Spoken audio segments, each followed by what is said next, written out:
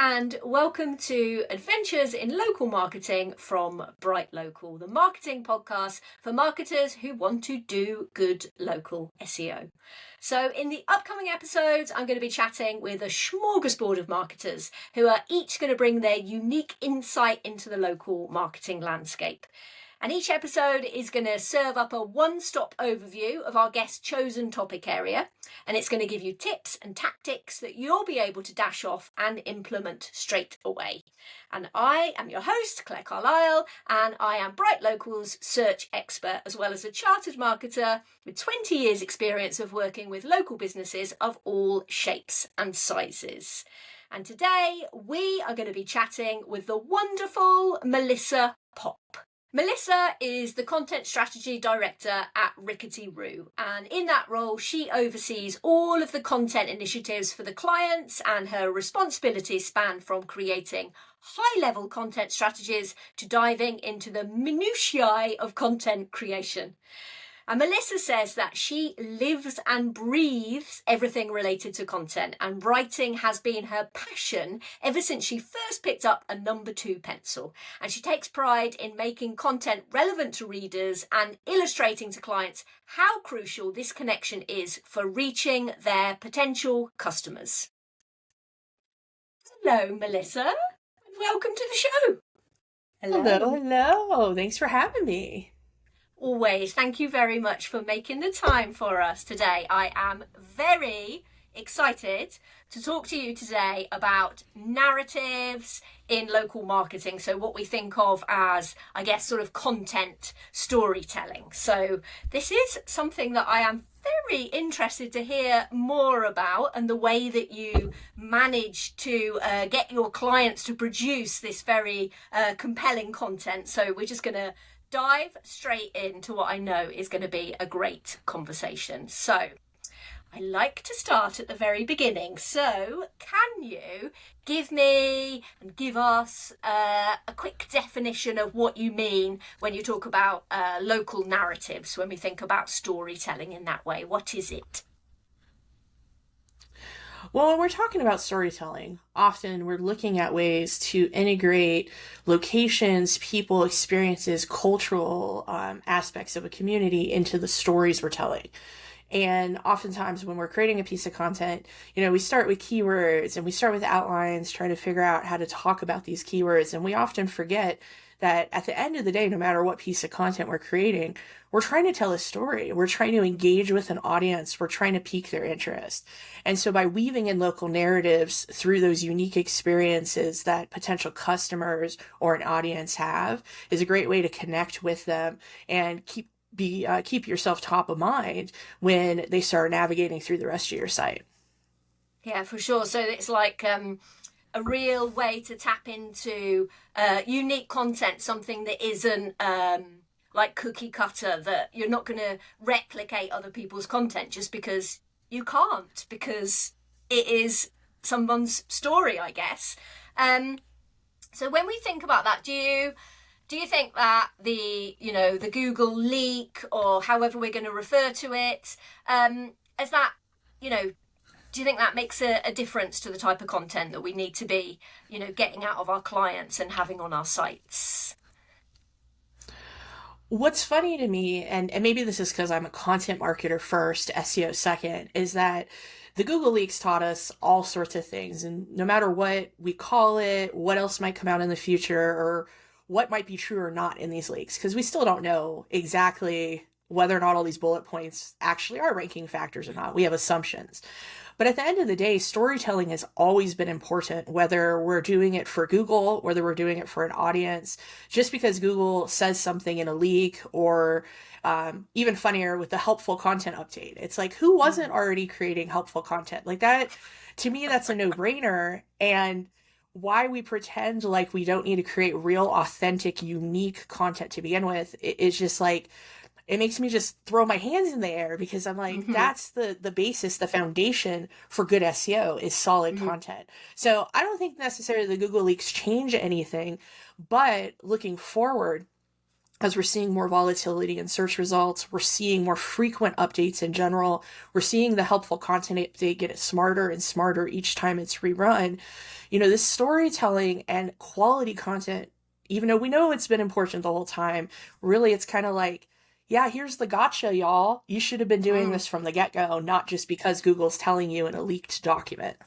And I was just thinking about, with regard to how people are interpreting these points that are coming in from I keep doing this. Why do I keep doing that with my fingers? What I'm trying to say about the idea is, is it a leaked document? It's like, there's nothing, well, personally, there's nothing in it that is an incredible surprise. It's not like someone has given some secret sauce. It's like, be authentic, have quality content, have unique content.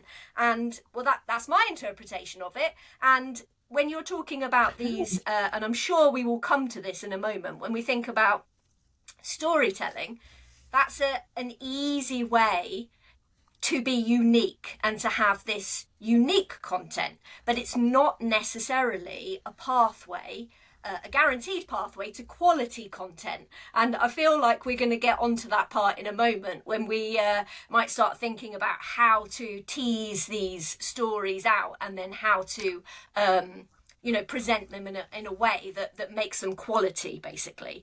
So thinking of the storytelling, the narratives, and then if you're reading a lot about content marketing, brand stories, where do all of those things sit together in terms of why do you think that the storytelling and the narrative has I always think of it sort of going quite hand in hand with brand. So I was just interested to see if you thought that they were sort of good friends like that, and how they played together.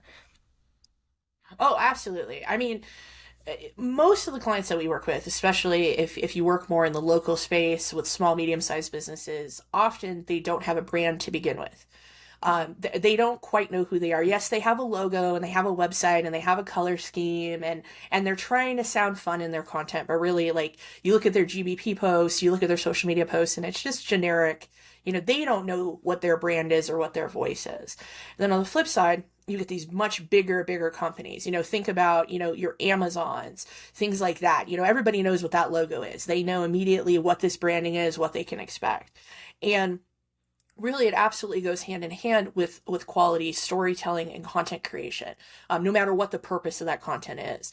Because if you know who you are, even a little bit as a company, you can instill those values, that connection to your community, big or small.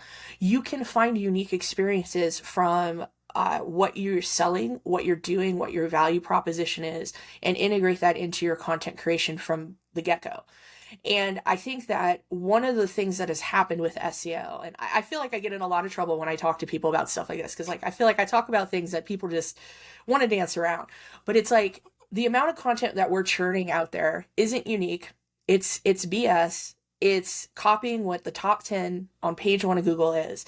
And there's nothing exciting or interesting about it. Our eyes glaze over when we read it, probably rolling our eyes, seeing keyword stuffing and other things.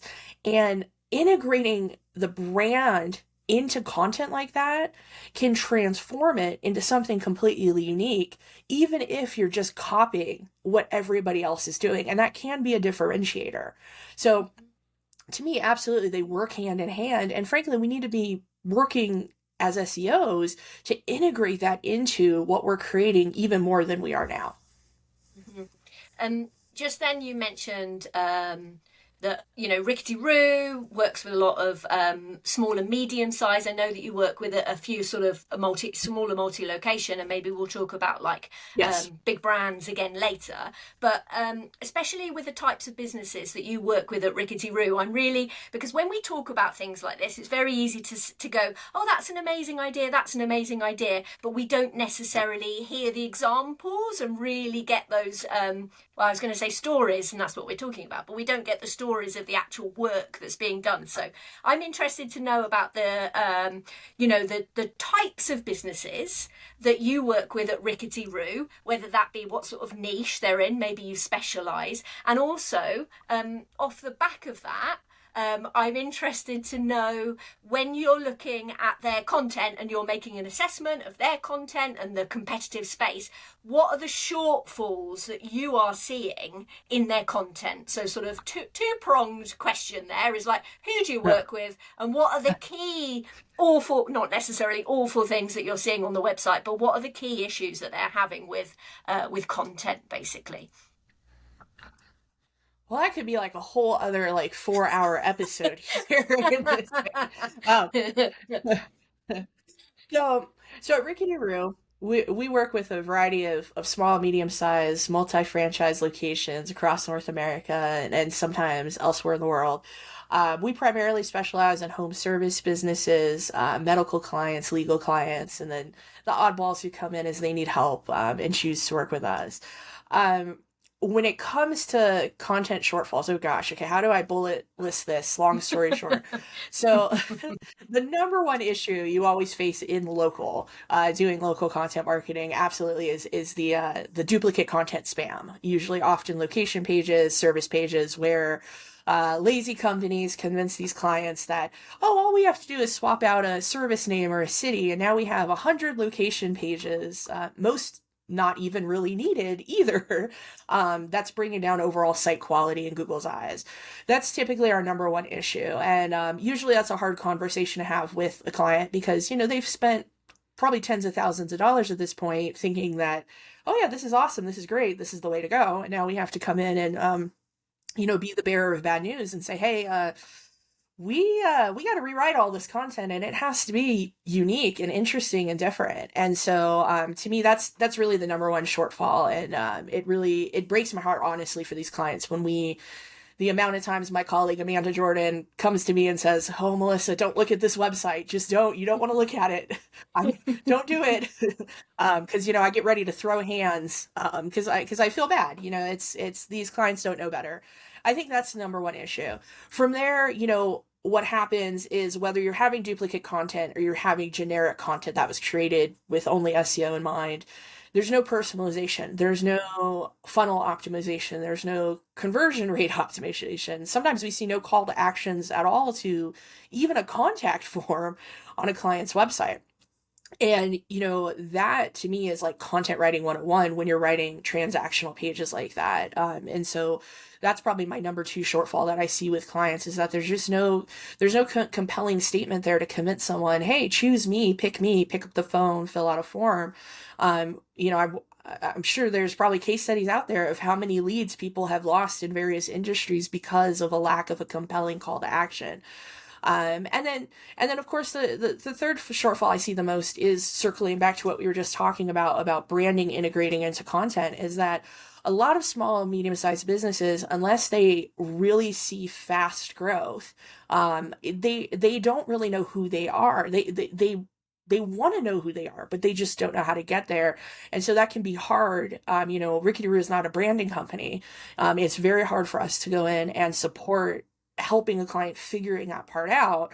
But what we do kind of to meet in the middle is that when our clients come on board, we have a branding and content questionnaire that I've worked with our SEO team on, to not only ask those very common SEO questions like, what are your KPIs and who are your competitors and those sorts of things, but it's also like, tell me why your competitors suck.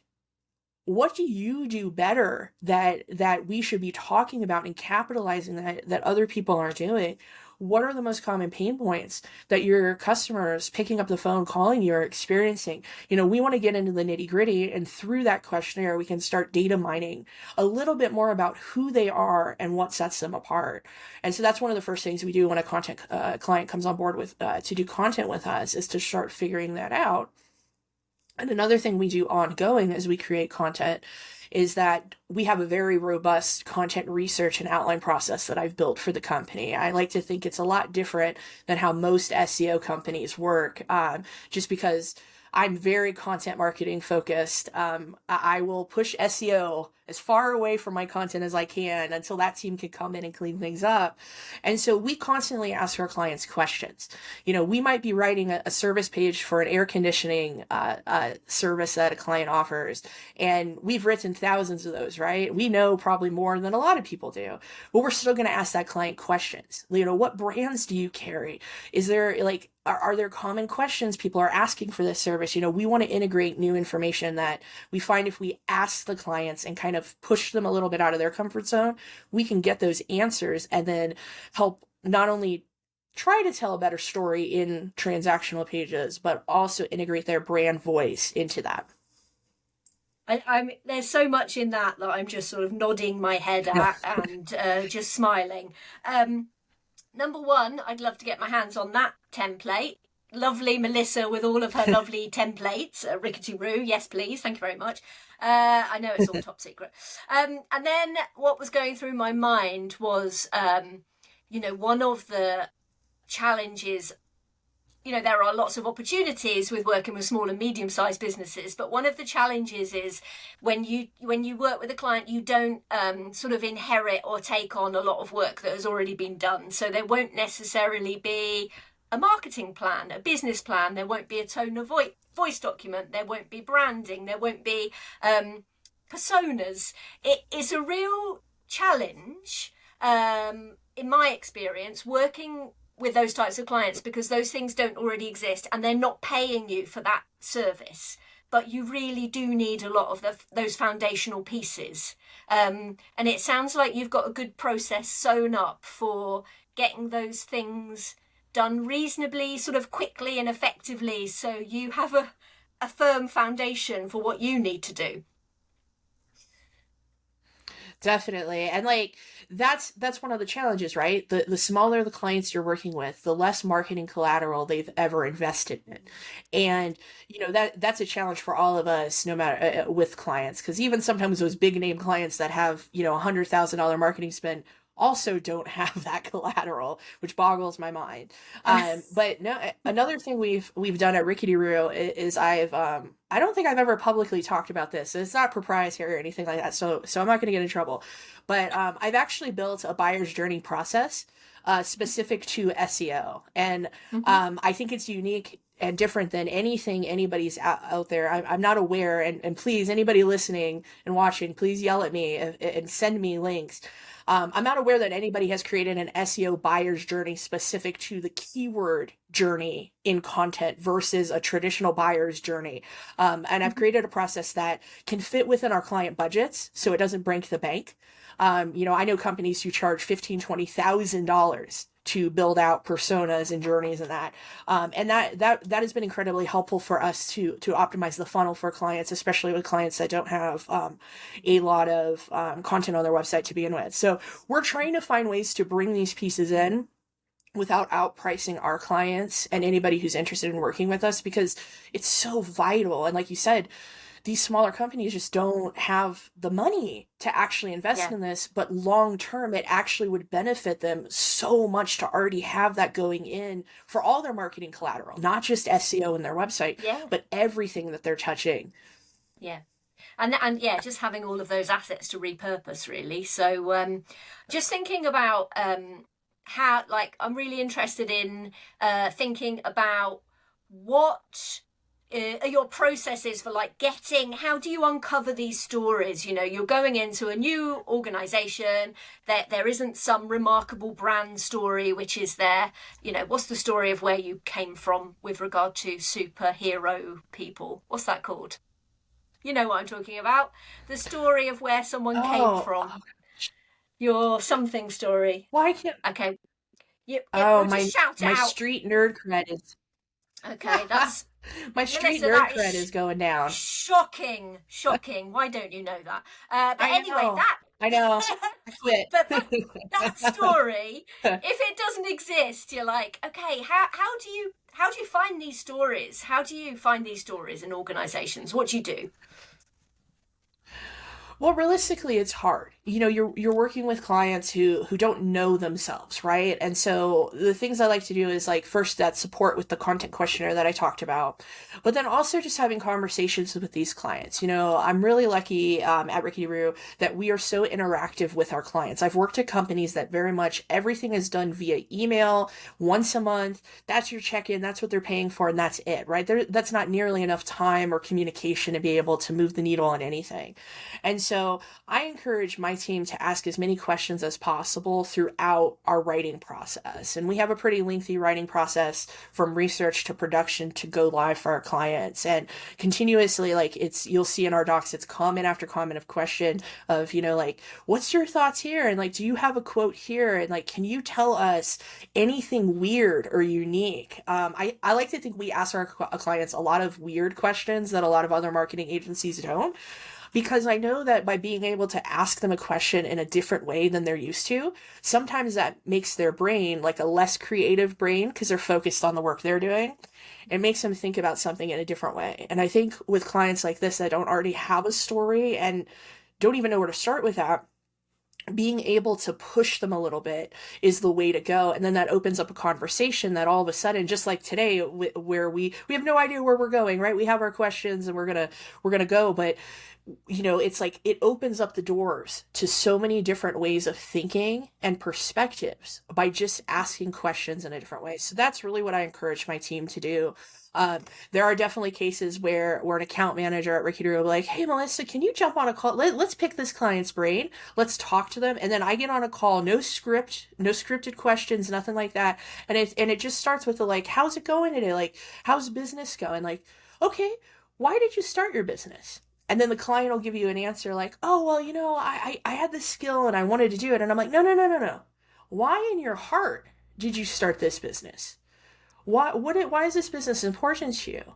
And that's where you start getting into having a natural conversation and you're talking about real things. You're not just answering random questions out of a list. You're having a conversation, and then that's where they start dropping their guard, and you can start getting kind of to the meat of their story and their business, and then integrate that into what you're doing.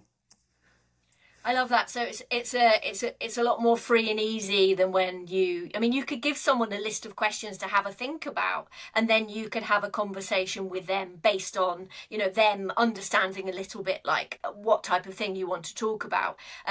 But it sounds like you're just having the opportunity to ask, and why, and why, and why, and why, in a not annoying way, which is where you get the little vignettes out. I just remembered what it's called, the origin story. So origin story, yeah. So thinking about storytelling in general, and especially when I think people think about brand storytelling, so the sort of origin story of the brand, the origin story of the founder, those are two things that I can think of. But I imagine that storytelling there's other people's stories within this that we could be thinking about. Are there? Or when you talk about those stories with an organization, do they always just think it's the founder that you want to have a story from? Who are the characters in these stories? I'd say a lot of times when you're first introducing this idea to a client, that yes, they think it's the company's overall story, it's the founder's story. And sometimes, yes, that is the story and that's it, and that's the narrative you want to run with. You see that a lot with much bigger companies where that big name, everybody knows Jeff Bezos's name. Right? Like everybody knows, oh, that's the guy who started Amazon in his garage and now it's one of the biggest companies in the world. There's no other storytelling in Amazon's organization that needs to be done because of that. But when it comes to smaller companies, most of the time, realistically, there's not going to be an interesting, exciting story from just the founder. And I'm sorry to any of our clients listening to that, but it's the reality of the situation. There's not necessarily enough that's been done there that makes that a compelling enough story to carry the whole business. Every once in a while you run into that, but usually it's not. So, talking to them and getting to know them and finding out more than just about the business is the place to start. Like we have clients we work with who are veterans who served in the armed forces. What did they learn from that that's helped them grow their business? What what values and even processes have they instilled from that that's been part of their company that's being passed on to people who work. There's ways to find that story from founders. You just have to dig deeper to do it. But then from there, you know, everybody at your company, big or small, has walked life in a different way. We've all been through the good, the bad, the ugly. There's ways to find things from people who work on your team that also can help with the storytelling and the selling of things. You know, like I said, we work with a lot of home services and HVAC clients. How many of them themselves have run into issues that have frustrated the heck out of them? We can talk about that. We can use that to sell services. If the HVAC customer service people and technicians are frustrated because their AC or heat went out, those are real feelings that you can dive into and share those frustrations. You know, they've run into issues, concerns, and successes that you can integrate in. So once again, it's all about diving deeper and choosing to do that, to create your content and find those stories. But I'm a very big believer that whether it's for work or play, everybody has a story to tell. Most people don't believe that they're worth enough to share that story. And that makes me sad as a storyteller. And it makes me sadder for these businesses who don't realize that, like, they also have a unique perspective we can share and integrate into storytelling through the content marketing that they're working with us on. And do you also like tap into to customers there? Is there a sort of segue into not case studies, but like, do customers ever come in with their stories? Is that usable as well in this context? I think it's absolutely usable. One of the things I like to look at is for companies that have huge reviews. I personally don't work with Google Business Profiles at all. That's other members of our team, but I'm constantly data mining reviews in there, looking at sentiment analysis. What questions are people asking that often, unfortunately, go unanswered? Where can we answer those on a website? Where can we integrate those in there? It's a great way to find pain points, even negative reviews. Nobody wants a negative review, right? But even negative reviews, you can turn around and find those pain points and address them in content you're writing. And sometimes you can even create a whole blog post about an issue somebody ran into. Like, we're so concerned in this industry of only looking at content from that keyword perspective. What keyword is going to help us rank this blog post here? And sometimes you find something in a review, even in feedback, like an email feedback that a client will give to a business. And you're like, this is a gold mine here. Okay, there's no keyword that goes with it. But if people are complaining about this or have feedback on this, why wouldn't you want to talk about it and share a different perspective, a solution? Even from the negatives. And so this is where we get lost in the keyword sauce almost when we're looking at content, is we're so focused on trying to rank keywords, we forget everything else that actually builds trust with a client. So like, I'm always looking for content ideas everywhere. Like, I mean, I was using Reddit before everybody else hopped on that Reddit train of thinking. I've been doing that for 15 years. Like, Quora, when it was good, I was doing it too. But we forget that there are stories everywhere. You just have to find them. Yeah, agreed. That is brilliant. Thank you very much. So now, favourite part for me, which is where you get to put a topic or a word or a subject or anything in marketing, local marketing, that really makes your heart race, but not for the right reasons. So is there anything that you would like to put into room 404, the place where bad marketing concepts go to die? That sounds harsh, but that's where they go. What have you got for us? Oh no, they should go. Oh, this will not be a surprise to anybody. I hate the phrase SEO content. And every time someone says we're going to create some SEO content, I love you all in this industry, but I want to punch each and every one of you in the face. Again, not a surprise to anybody. I've said this everywhere. I understand the point of SEO content. Don't get me wrong. Are we creating SEO content in places at Ricky DeRoo? We are. I'm not going to sit here and lie about that. But realistically, that phrase has turned content in our industry into garbage. It really has. When all we do is focus on content around keywords, and that's the goal, that's the start, we've already decided that we don't care how good the content is. And not everybody out there that's doing it this way is creating crappy content. Absolutely not. There are some great people in this industry who have found ways to integrate both. I like to think I have as well.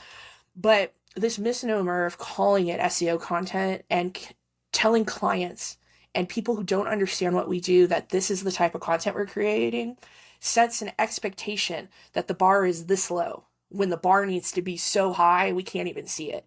And so all content is content.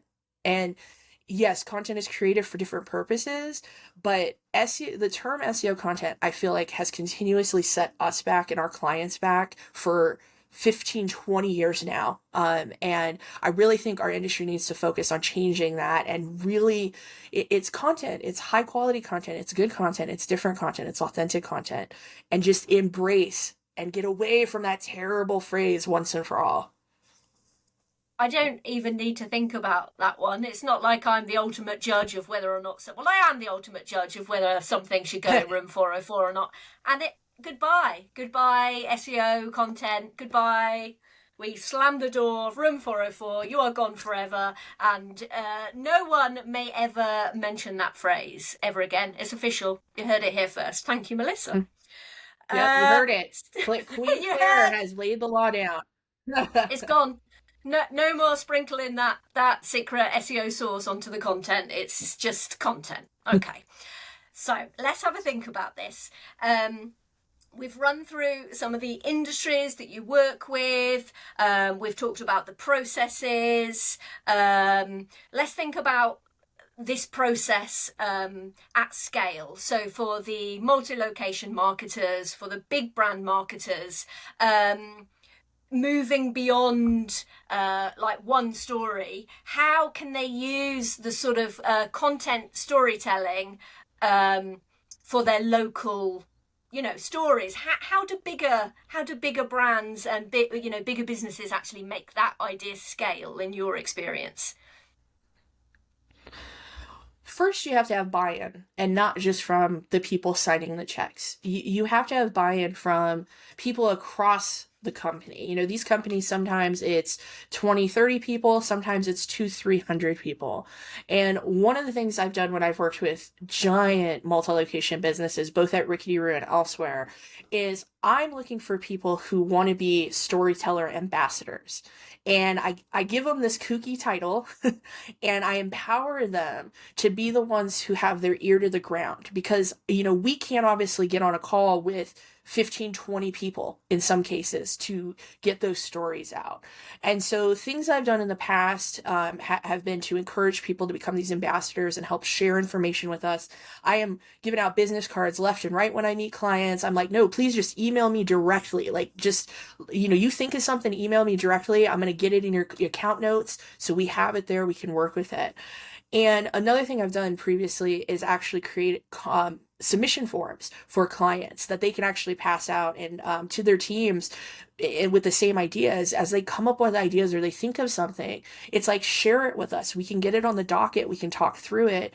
And so really, you have to foster a supportive culture with your clients in that case, to encourage them to be part of the process at all levels, not just the marketing or C-suite contact you're talking to, but you want to be able to talk to more than just the marketing people in front of you. And so getting that buy-in, sometimes it is a lot of trouble to get it. A lot of companies, no, everything can go through me, but you really have to explain why this is important and how it can help benefit those stories. And once you have that buy-in, you've opened that chest. Like, you have what you need to start integrating that into the content you're creating from the research process onward. Mm-hmm. Fantastic. Thank you. I would love to hear about an example of something that you've worked on, that has been a narrative, a story that you think has been like particularly successful or powerful. I'd just love to hear some examples so we can all, get our heads around what this actually looks like once you've generated this story. Yeah, so I have a couple. One of the ones, this is what I share a lot with people, is years back, I had a client locally here in Denver, a plumber, kind of a one-man show. And I started noticing in Google Search Console that his website was getting a lot of queries for sticking your hand in a garbage disposal and it getting stuck. Like all sorts of variations around this. And I'm like, I know we haven't written any content about that. Like, where is this coming from? So I start looking through his website, and one of the subcontractors that he worked with got his hand stuck and had talked about it on the website on the About Us pages. And he's working on someone's garbage disposal, and his hand, I guess, was too big, and he got stuck, and he didn't know what to do. And so I was like, okay, like he was just being funny when he wrote this. He didn't think about, like, anything around marketing or storytelling or anything like that. And I thought, okay, let me look at the search volume for this. Like, and there's a lot of search volume. Like, I guess a lot of people in America stick their hands and get stuck in the garbage disposal. That's crazy. Don't put your hand in the garbage disposal. Melissa's disclaimer here, y'all. So I was like, okay, let's write a blog post about this. Now, someone could literally have their hand in the garbage disposal with their phone up, trying to figure out, asking Siri and everything, how do they get their hand out? And so I wrote a blog post about the subcontractor's experience and optimized it. And it became not only the highest performing blog post on the website, but it also led to, this is like 10 years ago now, I want to say probably about 140% increase in leads for garbage disposal services from that blog post. And so, like, something just innocuous that came out of some funny story someone sharing, working on someone's garbage disposal, turned into something generating the most leads on the website. And that's the story I love to tell, because it's weird. It's weird and quirky. And how'd you find that kind of thing? I love it. I love that. I wonder if that post is still live. I might go and do a search for what happens when you get your hands sadly. Yeah, sadly that business did before COVID, I believe, like right as COVID started, went out of business. So yeah, and I wish I would have saved it, because I just was like, this was a great example. All right, so if we've got any listeners in that area, then I'm not saying that you should write a story about that, but there's obviously there's a little niche for a piece of content on the web with a video and all of those things. I'm sure it would be fascinating. I love that story. Thank you. When you are working with clients, I know right back at the start of our conversation, we talked about KPIs, or you mentioned KPIs is one of those things when you're working with a client. You want to, what it is, what does success look like for them, and what are the things, how you're going to know that they've, reached that you're doing what you're supposed to be doing. So when it comes to, I imagine that there is, quite a reasonable amount of investment in this process of getting these stories out, getting them written, getting them produced, getting them put on the website in a format which is going to be compelling and get people to do what you want them to do. So what would you say, how do you go about measuring the return on investment of these stories that you're working on? Definitely. The first thing is our account managers work with our clients to understand their overall KPIs. So we have a general idea of what they're looking to accomplish working with us overall, and not just on the content side of things. So that's top of mind for us with what we're trying to decide is most impactful for content creation. When it comes to individual pieces of content, the metric I'm most concerned about, whether the client is or not, is obviously conversion or funneling to conversion. That's something a lot of us don't, we just focus on conversion and we don't actually focus on the funneling of it, because not all content we create is going to be bottom of the funnel. And so for me, I'm looking at, okay, are we converting from a page, and what's those success metrics before and after work we've done, along with, okay, if we have something top middle of funnel, are we guiding and that person's journey is going from the right place to the next to convert? So for me, those are the go hand in hand, are the two most important things.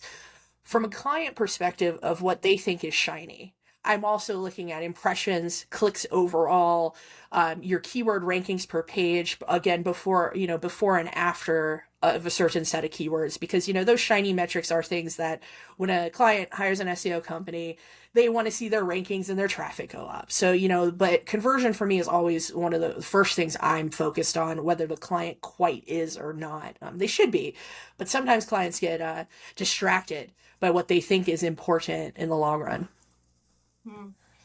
So all of this sounds absolutely delicious and delightful. That was my segue into Recipe for Success, because you have kindly put together a little, I love these, 5-point plan for people to just get cracking. They think that storytelling sounds great. They want to go for it. So I'm going to ask you for your recipe for success with storytelling. So any type of story I'm telling, big or small, I have 5 steps I typically follow. I mean, there's probably a lot more there, but breaking it down to 5. The first one is absolutely, you have to understand your audience and not your perception of what that audience is. You want to make sure that you're researching their values, their interests. Where are they spending their time in a community, in a city, suburb? What are they doing while they're there? You want to understand where they live and where they're raising their families, where they're going to work. From there, you can then identify how a business it can integrate that audience into their storytelling. So now that you understand who your audience is, you can reach into yourself and your business and find those local story connections and how what you do, who you are, connects with them where they're at. Then comes probably the easiest part of the process, which is actually creating the content. A lot of people think creating content is hard. Don't get me wrong, it is. But when you've done enough research on your audience and the story you're telling, the writing part should come naturally now because you're comfortable with the story you're telling. And this is where you can integrate real experiences into the community and your audience that they connect with and that aligns with who your business is and what you're trying to accomplish by connecting with them. From there, it's all about the SEO side of things, right? You want to make sure that if you're creating high quality content that connects with your audience, that you're optimizing it with the proper keywords, with your metadata, your internal linking, and looking for opportunities to guide people from other areas of your site. If you're sleeping on internal linking with your content creation, you might as well not create content at all. You want to always be able to guide someone from one place to the other where you need them to be to convert. And then the last point, something we don't talk about a lot in the SEO community is content distribution. If y'all haven't read Ross Simmons' book yet, I'm telling you, go buy it. Get it now. Get it. You have to distribute your content. And Ross does a great job of explaining why this is important, how to do it, no matter how big your business is. Content's not created in a vacuum. Unfortunately, in SEO, it often is, but it should never be. And your audience isn't just looking at your website. They're looking at your GBP posts. They're looking at your social media channels, Facebook groups, Reddit. You want to be where they are. So don't leave your content hanging by doing all the other steps and then just leaving it there on your website. There's so many more ways you can distribute it and get in front of your audience. But yeah, those 5, my recipe for success, those 5 tips are going to help you not only create content that resonates with your audience, but converts and keeps you top of mind when they're looking to do business with you. I love that. If you haven't already written that up into a blog post, then I will. So I'll race you to that content. That's brilliant. Another thing I'll I add it just to my thought list. I need to read Ross Simmons' book, clearly. Yes. So it's been fantastic. It's been like there's been so much today, and I could talk about it for another 3 hours. But I think that with everything that you've said, the sort of key takeaways that I'm feeling here are everyone has a story, and there are multiple stories. It's really getting how to get them out of people, to tweak them from the organisations. Storytelling is an awesome opportunity to get unique content onto your website that is also good content, and we just need to make sure that we're also thinking about the conversion funnel at the right while we're telling those stories, is where does it fit in the process and in the journey. I feel like there is a lot there that people could take away and run off and get writing their story, or at least thinking about their stories, those organisations themselves, or people that are working with organisations, thinking about the systems and processes they need to put in place to start getting this absolute gold out of their customers and the organisations they work with. So if our listeners, and I know they will want to learn more about what we've been speaking about today, is there a good place for them to, you've already mentioned Ross Simmons's book, but is there anything else that they should, run off and consume? Is it like books, or is there anyone particular writing about this sort of storytelling and narrative? Yeah, definitely Ross Simmons' book. I can't praise enough. I pre-ordered it. I read it as soon as I got back from a vacation. It's incredible look at content distribution and storytelling. But also, my good friend Maddie Osmond, she's written a book about writing for humans and robots, and I highly recommend that as well. Pretty much anything Maddie does and talks about is gold and things you should be paying attention to. She's one of my go-to sources for people to share in storytelling and content marketing that pleases both people and Google. I love that. Thank you. So 2 big marketer shout outs for Maddie Osman, who is new to me and I need to run off and find her immediately, and Ross Simmons. So brilliant. Thanks very much. And if anyone wants to find out more about you, Melissa, where are you? Where can they find you? Obviously not in real life, but where can they find you? Oh, I mean, if people want to come find me in real life, I mean, we're all Google, know how to use Google. I'm sure they could find me. I mean, I hear people knocking now because I yelled about SEO content, so I got to go hide after this. Um, so people can find me on Twitter. I'm going down with that ship. I'm pop-up writer on Twitter. I'm also trying to get more active on LinkedIn under my name. And then if anybody wants to learn more about local storytelling and I'm working on a lot of great content on the Rickety Roo blog this year, specific to finding different ways to do that. I just wrote a great blog post about local events and how you can capitalize on content around that, both in your community and ones you've host. And will we see you either speaking or in, at any events coming up? Can we look out for you anywhere? Or maybe you're aiming for something next year?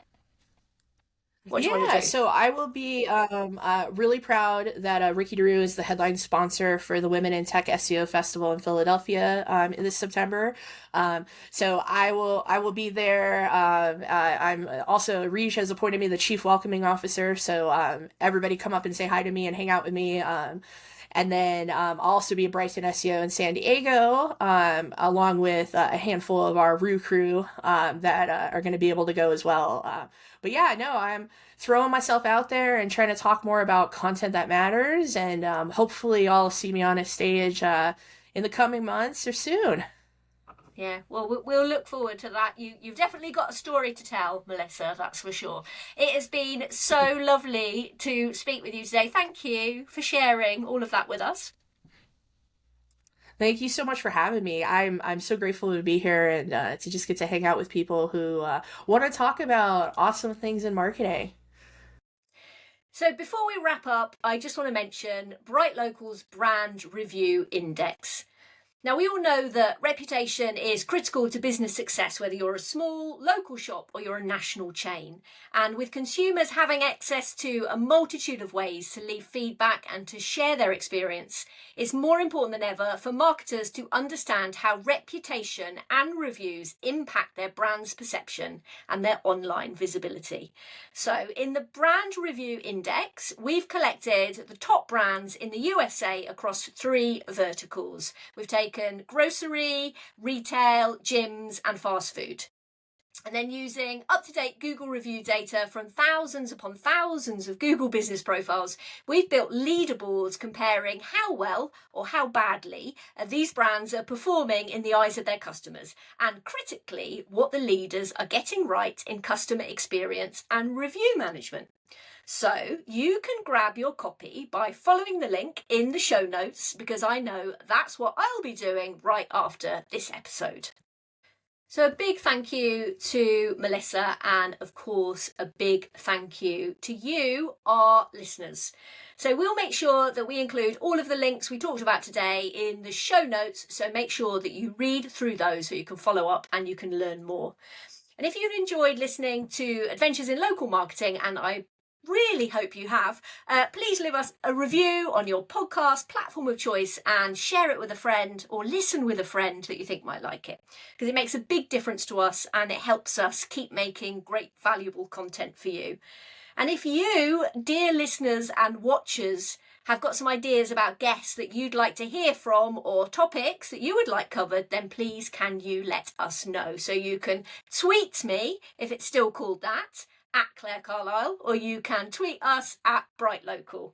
In the next few months, we have got some amazing guests lined up. We've got episodes with Dana Lucio, Elizabeth Rule, and Arij Abawali. So make sure you subscribe so you don't miss out on access to their absolutely lovely brains. And I'd recommend checking out the last episode, if you haven't already, where I got to chat with Marie Haynes about embracing AI.